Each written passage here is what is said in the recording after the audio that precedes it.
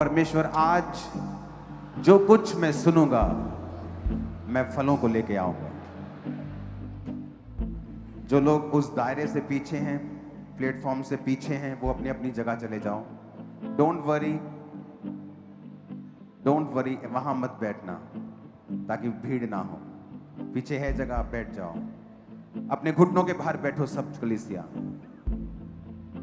खुदा से कहो, आज जो कुछ मैं सुनूंगा मैं फलों को लेके आऊंगा। फिर से कहो, आज जो कुछ मैं सुनूंगा मैं फलों को लेके आऊंगा। फिर से कहो, आज जो कुछ मैं सुनूंगा मैं फलों को लेके आऊंगा।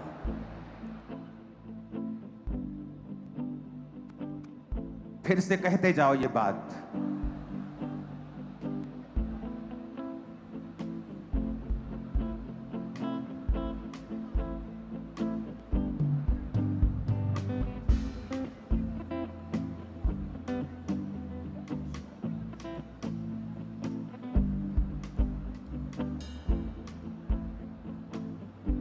इन जीसस नेम, आमीन। ऊंचा ये आशीष हमारी है। अब वॉलंटियर्स की जिम्मेवारी है कि वो चर्च में साइलेंस को स्टैब्लिश करें।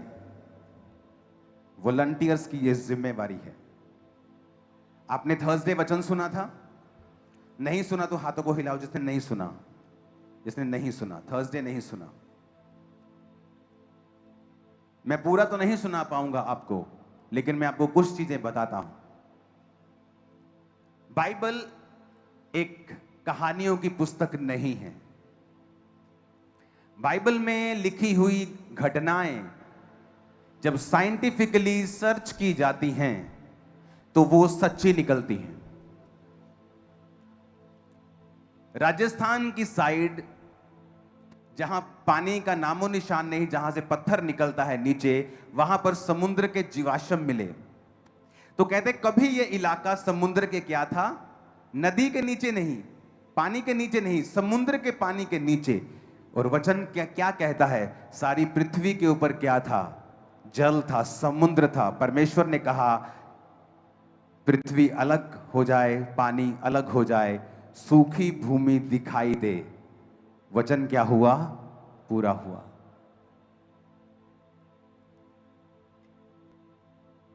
कितने इन बातों को समझ रहे हैं?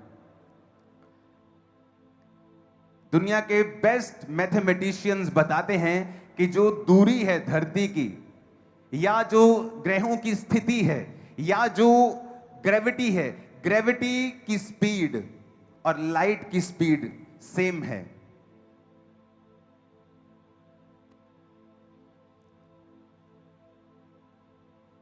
अगर लाइट की स्पीड 1 सेकंड में वो कितने किलोमीटर चली जाती है, हजारों किलोमीटर निकल जाती है। ग्रेविटी की सेम स्पीड है और धरती की ग्रेविटी है जो लाइट के साथ मैच करती है। आपको यह इत्तेफाक लगता है क्या?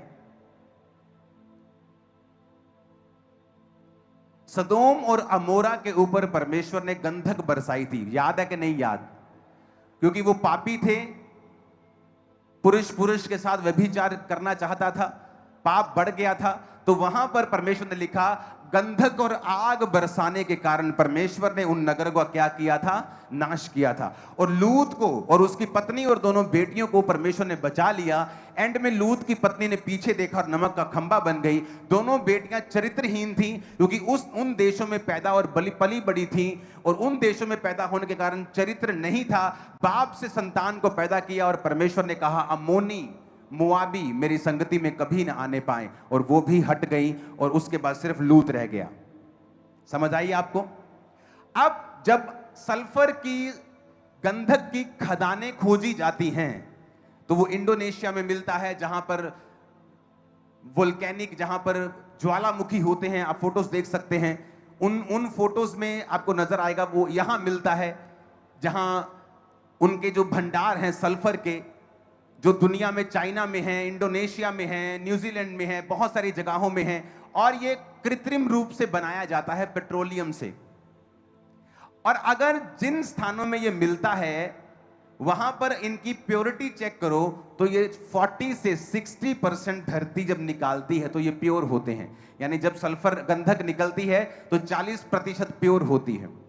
तो एक अंग्रेज ने सोचा कि मैं वहां पर जाकर स्टडी करूंगा जहां पर परमेश्वर ने गंधक बरसाई थी। अगर परमेश्वर सच्चा है तो वहां मुझे प्रूफ मिलना चाहिए। वहां वो गए, जब उन्होंने सब खोजबीन शुरू की तो उन्होंने क्या पाया कि जिस शहर के ऊपर परमेश्वर ने सदोम और अमोरा के ऊपर गंधक बरसा के शहर का नाश किया था, उन्होंने सर्च की कि उस शहर में 5 लाख कब्रें थी। कितनी?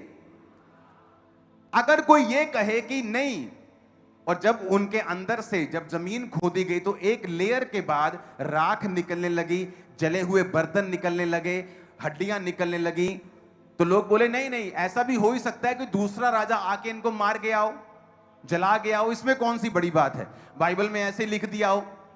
फर्दर स्टडी की गई कि जो 5 लाख कब्रें थी उनके मुर्दे भी जले हुए थे। अब सोचते थे अगर किसी राजा ने अटैक किया है तो कब्रों पे क्यों करेगा? कौन राजा अटैक करके 5 लाख कब्रों के मुर्दे उठाकर जलाए? कौन इतना बेवकूफ है कि अपना रिसोर्सेस नाश करेगा? वो भी 5 लाख कब्रें खोदेगा।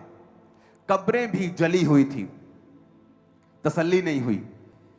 एक साइंटिस्ट से मिला, उसने कहा कि मुझे गंधक नहीं मिल रही वहां जो बरसी थी।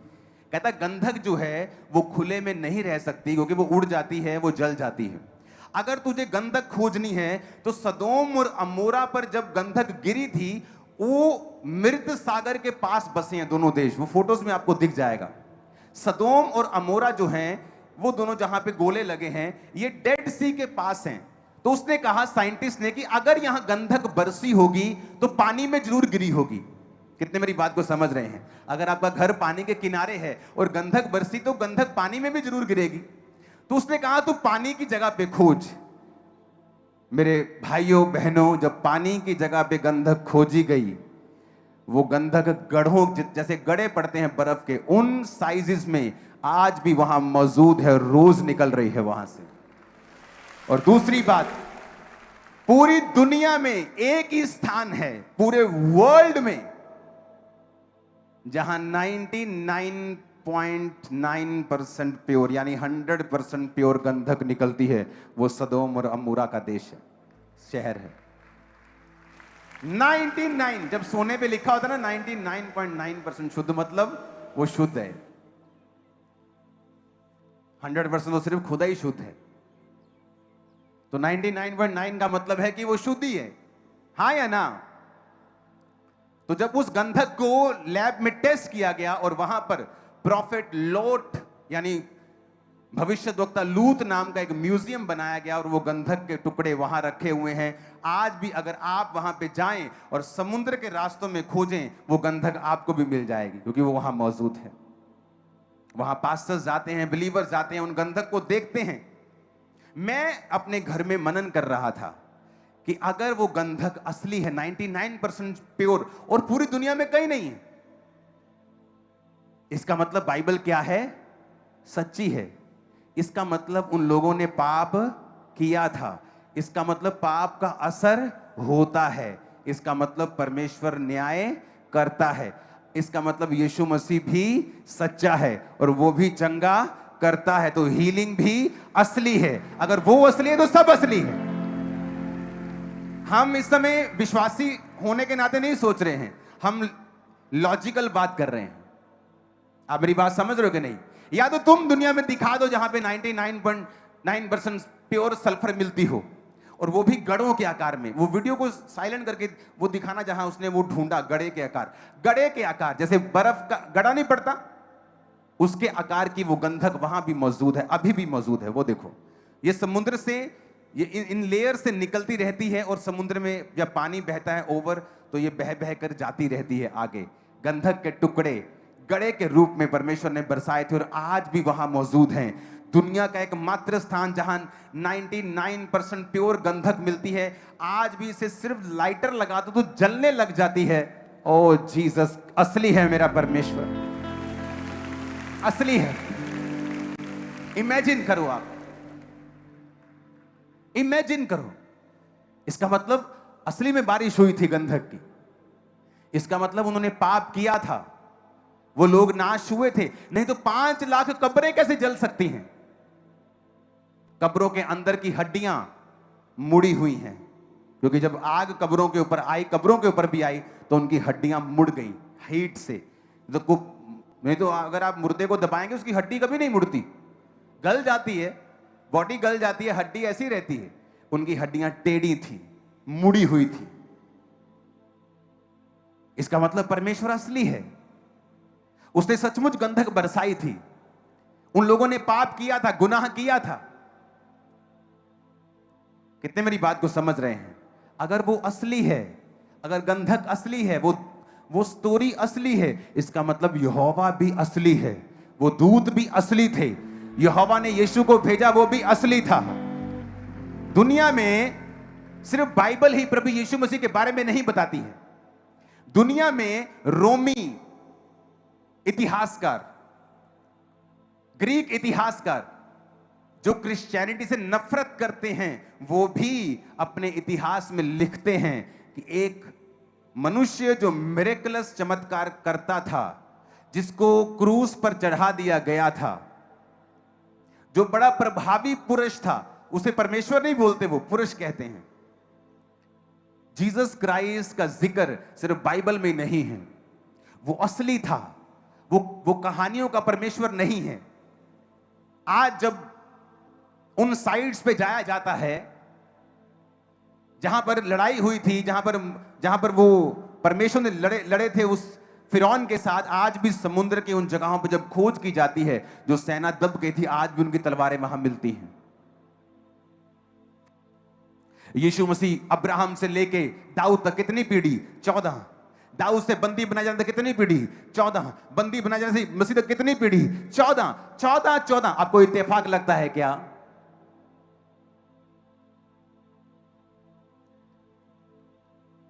आपको यह इत्तेफाक लगता है क्या? आपकी लाइफ कैलकुलेटेड है। जीसस ने कहा तुम्हारे बाल गिने हुए हैं, तुम्हारा ब्लड कितने ml है गिना हुआ है, तुम्हारे बाल गिने हुए। उसने कहा तुम अपने बालों को उजला काला नहीं कर पाओगे।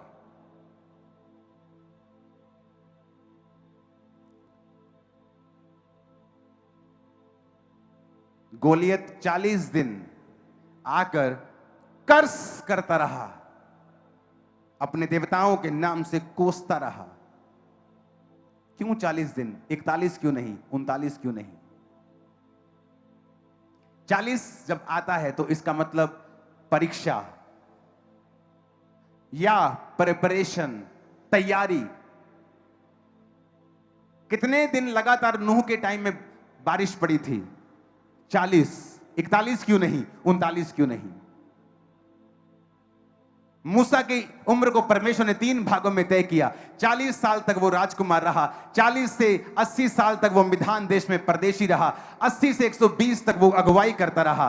Perfect life 40 40 40। आपको इत्तेफाक लगता है क्या? यीशु मसीह 40 दिन तक उपवास करते रहे, आपको यह इत्तेफाक लगता है क्या? बोलो।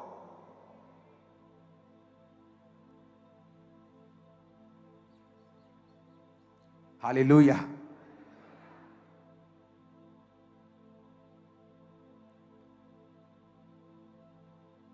हर चीज कैलकुलेटेड है।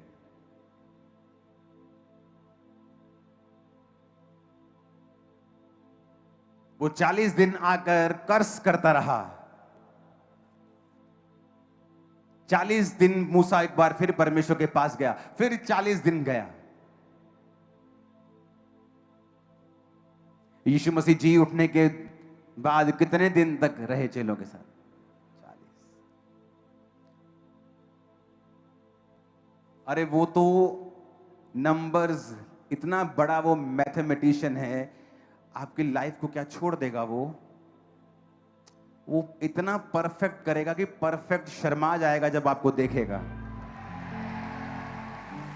मैं आपको इसलिए कह रहा हूं कि नथिंग इज इत्तेफाक, कुछ भी कोइंसिडेंस नहीं है कि हाँ भी ये इत्तेफाक से हो गया। इत्तेफाक कुछ नहीं है। अपने पड़ोसी को बोलो, कुछ भी इत्तेफाक नहीं है। फिर से बोलो अपने पड़ोसी को हो, आमीन। कुछ भी इत्तेफाक। फिर से बोलो अपने पड़ोसी को, कुछ भी इत्तेफाक, आमीन। वो कर्ज करता रहा 40 दिन।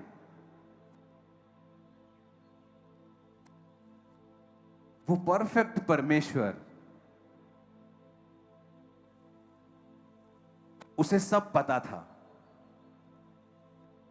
कि दाऊद तक 14 पीढ़ी होंगी, दाऊद से बंदी बनाए जाने तक 14 पीढ़ी होंगी, मसीह तक फिर 14 पीढ़ी हो। आपको लगता है कि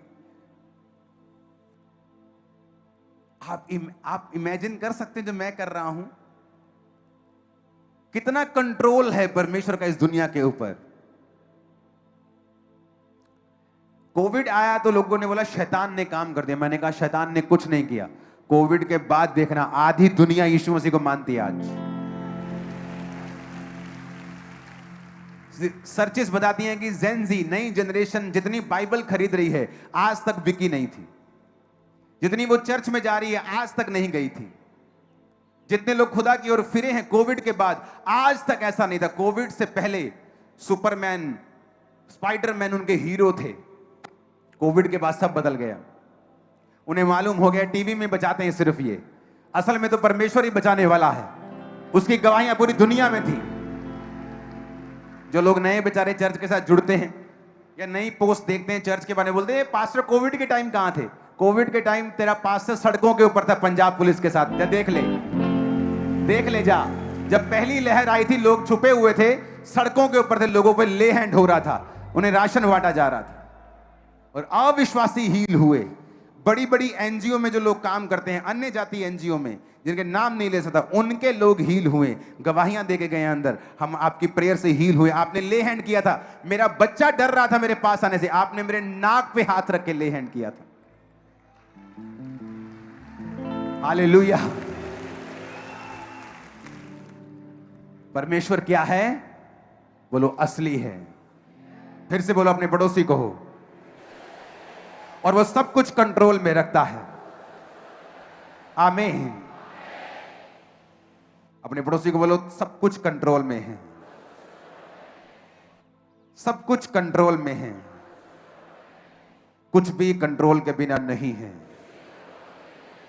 आमीन।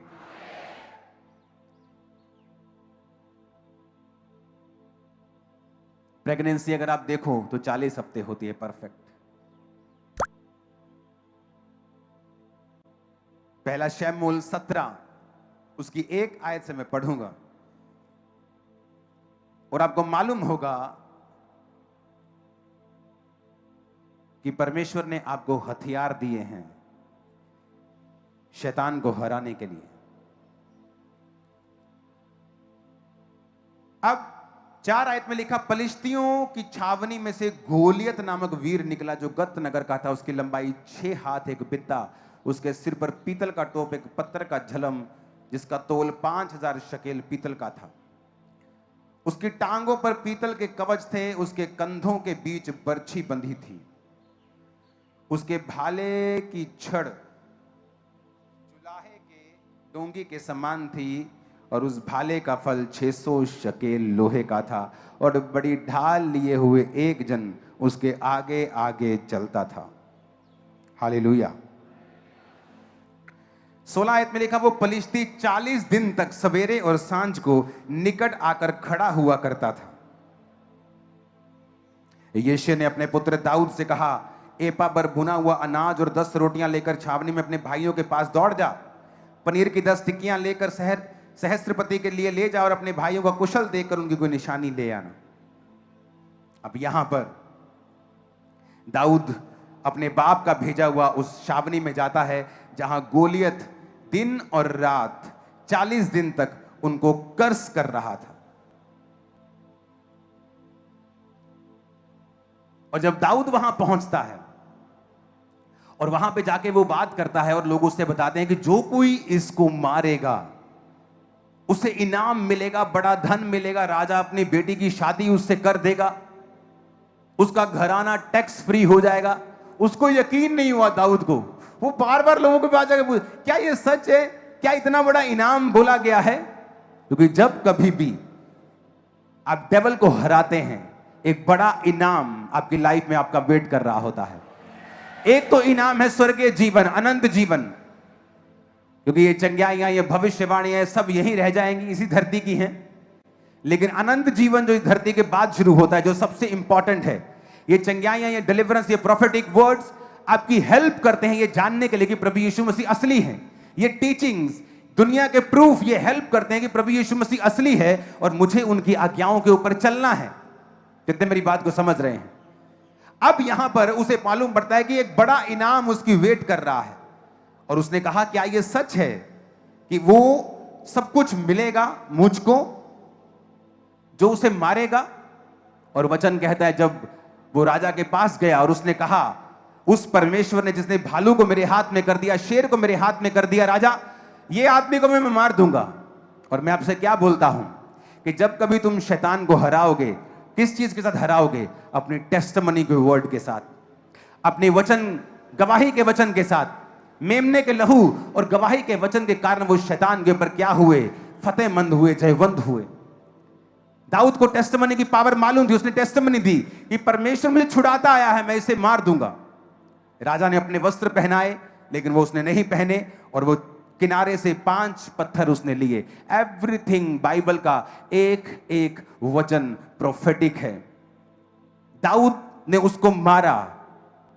अगर हम जीसस क्राइस्ट की संतान हैं, तो हम भी दाऊद की और अब्राहम की क्या हैं? संतान हैं। अगर उसने उसको मारा वचन के साथ, टेस्टिमनी के साथ, तो हम भी शैतान को खत्म कर सकते हैं वचन के साथ, टेस्टिमनीज के साथ। हमारे लिए भी एक ह्यूज प्राइस रखा है। जिस तरह दाऊद एक्साइटेड था उस प्राइस के लिए, मैं आपको कह रहा हूं, जिस दिन आप इस शरीर के ऊपर फतह पाकर शैतान को हरा देंगे वचन के साथ, एक एक्सीलेंट, एक बेस्ट, ग्लोरियस टेस्टिमनी से भरी हुई लाइफ आपका वेट कर रही है। आप जानते नहीं वो कैसी है। जिस दिन मैं चर्च में गया था, नशे के साथ भरा हुआ और पागलपन के दौरे पड़ते थे, और जब पास्टर मुझसे कहता था कि तू प्रभु का एक बड़ा दास बनेगा, मुझे लगता था कि ये एक आदमी को जो डिप्रेस है उसे तसल्ली देते रहते ये लोग। मुझे बिल्कुल यकीन नहीं था, लेकिन वो लोग देख पा रहे थे। यहां तक कि जब मैंने बपतिस्मा लिया अक्टूबर को 2004 को, और बपतिस्मा लेके जब मैं बाहर आया, तो वहां एक बहन थी और भविष्यवाणी करने लगी, यहाँ एक आदमी नहीं बोला, यहाँ एक जन है जिसे परमेश्वर अपनी सेवा के लिए बड़े रूप में इस्तेमाल करेगा। मैं तो बपतिस्मा ले रहा था कि मैं हील हो जाऊं। मुझे लगा मेरे लिए नहीं हो सकता, मेरे आसपास बहुत से आत्मिक लोग खड़े हैं, उनके लिए होगा। जो परमेश्वर आपकी लाइफ के लिए सोचता है वो ग्लोरियस है। शॉर्ट कहां हैं हम, कम कहां हैं कि हम उस प्लान को समझ नहीं पाते हैं, हम वचन का प्रयोग नहीं करते हैं। दाऊद ने कितने पत्थर लिए थे वहां से? कितने लिए? नहीं, ऊंची आवाज में बात करो मुझसे। कितने पत्थर लिए वहां से? 5 पत्थर। और नए नियम में कितने पत्थर हैं शैतान को मारने के लिए? 5। कौन कौन से? पहला कौन है? प्रेरित। दूसरा कौन है? प्रॉफिट। तीसरा कौन है? Pastors, evangelist, teachers. ये 5 पत्थर हैं। एक ही काफी है शैतान को धड़ से अलग करने के लिए, लेकिन उसने 5 रखे, क्योंकि परमेश्वर ने भी कितने रखे हैं? 5। उसने कहा मैंने कलीसिया को ये दिए हैं ताकि कलीसिया उन्नति हो, कलीसिया की ग्रोथ हो। जिस तरह दाऊद ने 5 पत्थर पकड़े थे, आज परमेश्वर ने कलीसिया को 5 व्यक्ति दिए हैं। प्रेरित दिए हैं, भविष्यद्वक्ता दिए हैं, पास्टर्स दिए हैं, इवेंजलिस्ट दिए हैं, टीचर्स दिए हैं। एक ही आपको डिलीवर करने के लिए काफी है। जिस तरह एक पत्थर से ही शैतान गिर गया था। अगर आप बाइबल को ध्यान से समझें, ये प्रोफेटिक है। वो दाऊद को 5 पत्थर, उसने, आपको लगता है कि दाऊद ने अपनी मर्जी से 5 चुने, लेकिन उसका दिमाग भी परमेश्वर के हाथ में था। उसे नहीं पता था कि आने वाले दिनों में पौलुस ये लिखेगा आज से 3000 साल बाद कि परमेश्वर ने कलीसिया को 5 पत्थर दिए हैं। आपको लगता है बाइबल इत्तेफाक है? जैसे जैसे आप उसमें घुसते जाएंगे, मैं आपको बता सकता हूं, अगर मैं मिरेकल्स करना छोड़ दूं, मैं बाइबल से तब भी लाखों लोग बचा सकता हूं सिर्फ प्रचार करके। मैं प्रूफ कर सकता हूं यीशु मसीह असली है। इतिहास से, प्रूफों से, उन जगहों के प्रूफ से मैं प्रूफ कर सकता हूं कि यीशु मसीह असली परमेश्वर है, जीवित परमेश्वर है। उन बातों का कोई जवाब लोगों के पास नहीं होगा, लेकिन परमेश्वर ने वरदान दिए हैं कलीसिया में, ताकि तुम और अधिक जयवंत हो जाओ, ज्वलंत हो जाओ, तुम्हारा विश्वास सातवें आसमान पे चला जाए। ऊंची आवाज में को हालेलुया, ऊंची आवाज में को हालेलुया। 40 आयत में लिखा है, तब उसने अपनी लाठी हाथ में ली, वचन, लाठी का मतलब है वचन, नाले में से 5 चिकने पत्थर छांट कर अपने चरवाहे की थैली झोले में रखे और अपना गोफन हाथ में लेकर पलिश्ती के निकट गया। पलिश्ती चलते चलते दाऊद के निकट पहुंचने लगा और बड़ी ढाल लिया, उसके आगे आगे चला। पलिश्ती ने दृष्टि करके दाऊद को देखा, छोटा समझा, वो क्योंकि लड़का था और मुख पे लाली थी और वो सुंदर था। पलिश्ती ने कहा, क्या मैं कुत्ता हूं, तू लाठी लेके मेरे पास आया है? तब पलिश्ती अपने देवताओं का नाम लेकर दाऊद को कोसने लगा। उसने कहा, मेरे पास आ, मैं तेरा मांस आकाश के पक्षी और वन पक्षियों को दे दूंगा। काश कलीसिया समझदार होती, क्योंकि शैतान जब वचनों के साथ आपके पास आता है, आप जानते हैं क्यों? जब वो सेना जिसने बड़े राजाओं को मारा, शाऊल की सेना ऑर्डिनरी सेना नहीं थी।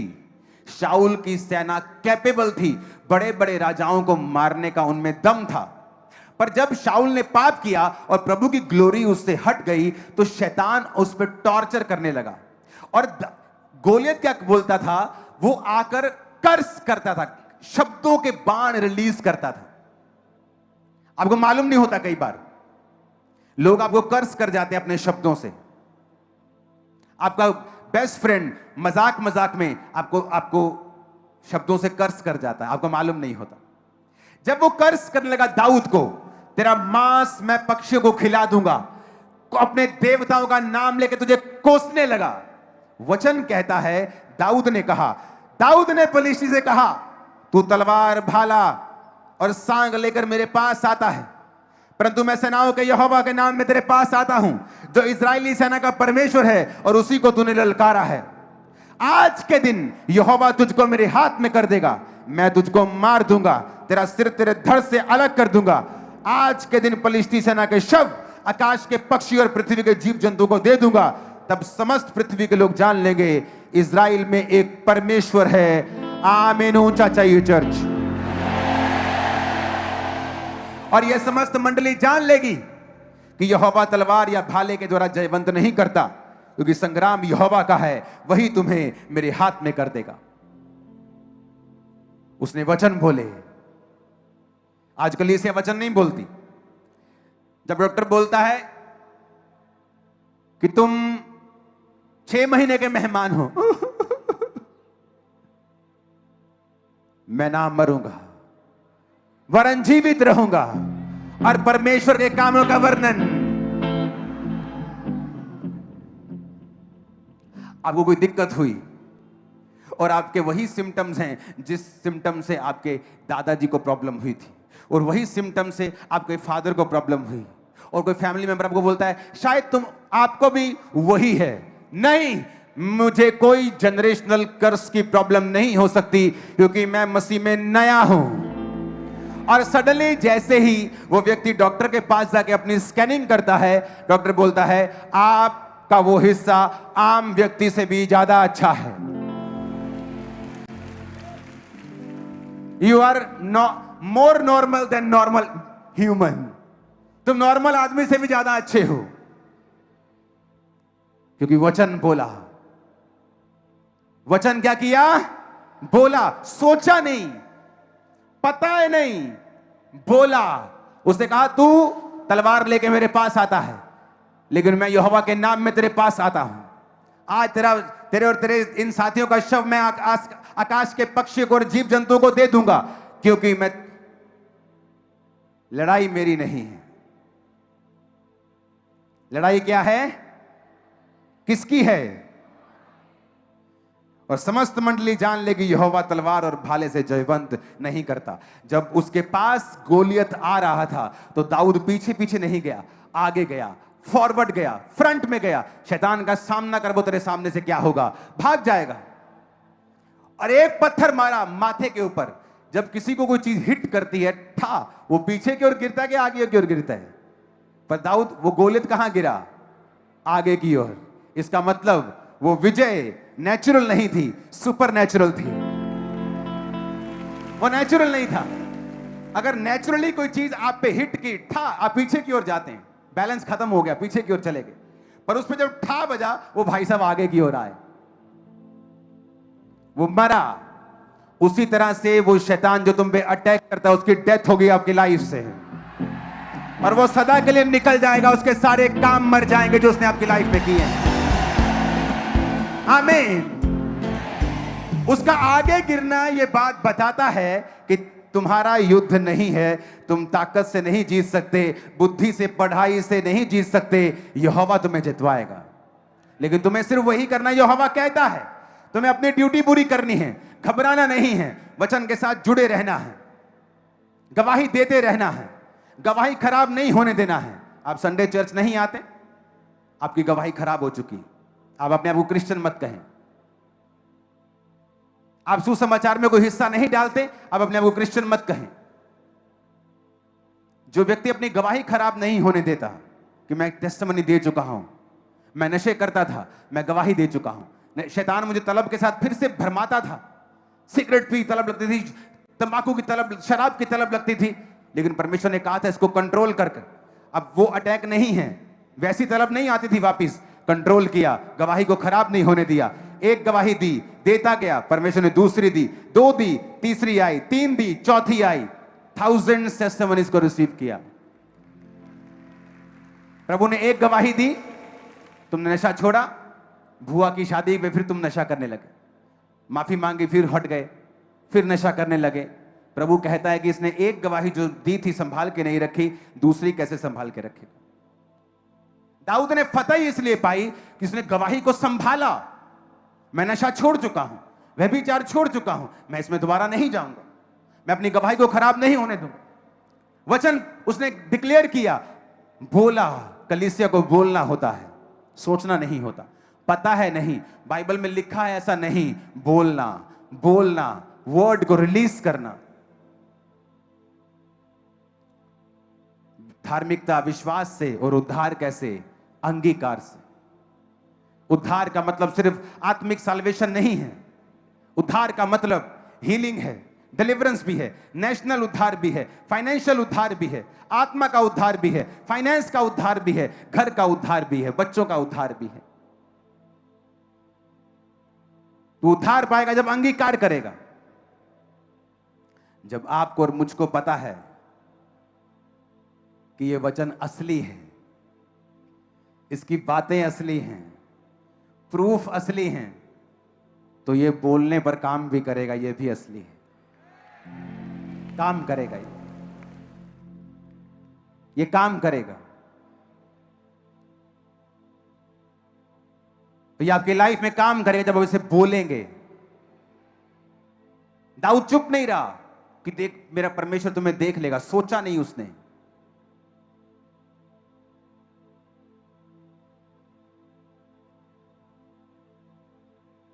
उसने बोला। बीमारी को देखकर जब शैतान तुम्हें डराए तो सोचना नहीं है, क्या करना है? बोलना है, और उसे हारना होगा, उसे हारना होगा, उसे हारना होगा।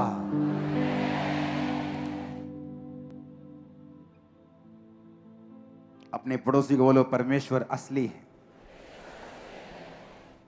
फिर से बोलो अपने पड़ोसी को, परमेश्वर असली है। इतिहास के प्रूफ बताते हैं, और सबसे बड़ी बात वचन बताता है और प्रूफ करता है, वो असली है। दाऊद के पास तलवार नहीं थी, जब वो गिरा तो उसी की तलवार लेकर उसका सिर धड़ से अलग किया। अपने हाथों को उठा।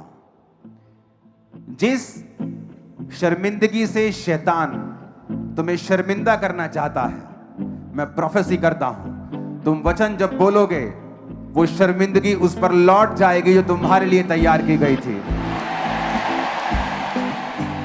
जिस ट्रबल से वो तुम्हें ट्रबल देना चाहता है, मैं भविष्यवाणी करता हूं कि वो ट्रबल उस एनिमी पे, उस शैतान पर वापस लौट जाएगा और उसी से में मर जाएगा जो तुम पे देना चाहता है।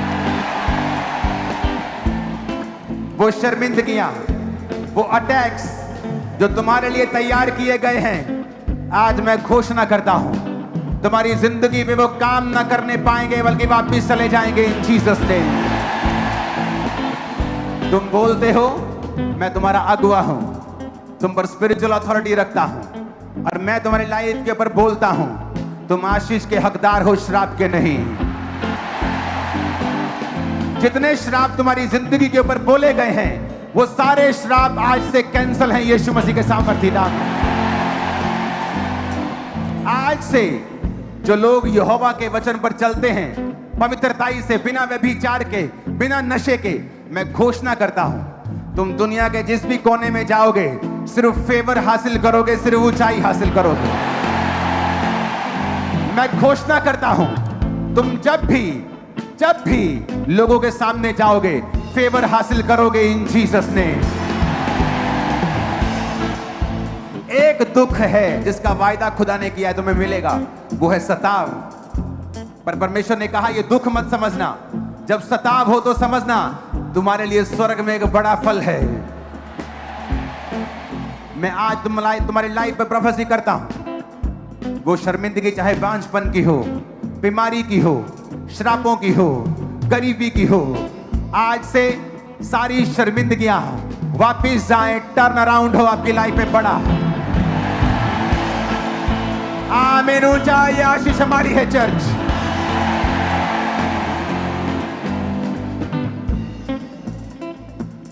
क्योंकि मैं आपकी लाइफ के ऊपर वचन रिलीज कर रहा हूं, आज से, कल से नहीं, आज से, अभी से तुम्हारी लाइफ बेटर होगी इन जीसस ने। आमीन। साथ चाहिए ऊंची आवाज में। Hallelujah hallelujah hallelujah hallelujah hallelujah hallelujah hallelujah hallelujah hallelujah hallelujah hallelujah hallelujah. Thank you Jesus, thank you Jesus. तुम विश्वास करते हो इन शब्दों के ऊपर? मैं कह रहा हूं कल से नहीं, वो बहरे कल ठीक नहीं हुए, आज हुए। वो प्रेगनेंसी कल नहीं हुई थी, उसी समय हो चुकी थी। मैं तुम्हारी लाइफ के ऊपर प्रोफेसी करता हूं, आज से तुम बेटर लाइफ जियोगे।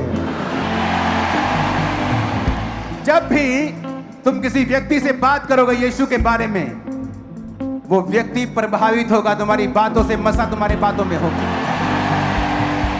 आमीन। ऊंचाई आशीष हमारी है चर्च। पक्का मेरा है तेरे ईमान यीशु जी, पक्का मेरा है तेरे ईमान यीशु जी। ऊंचा उठना युकाब की पहचान यीशु जी, ऊंचा उठना युकाब की पहचान Yeshu ji. Thank you Jesus. Hallelujah. इससे पहले कि आप जो बिजनेसमैन लोग हैं यहां से जाएं, एक वायदा करके जाना है, प्रभु मेरा बिजनेस का पार्टनर कौन है आज से? तू।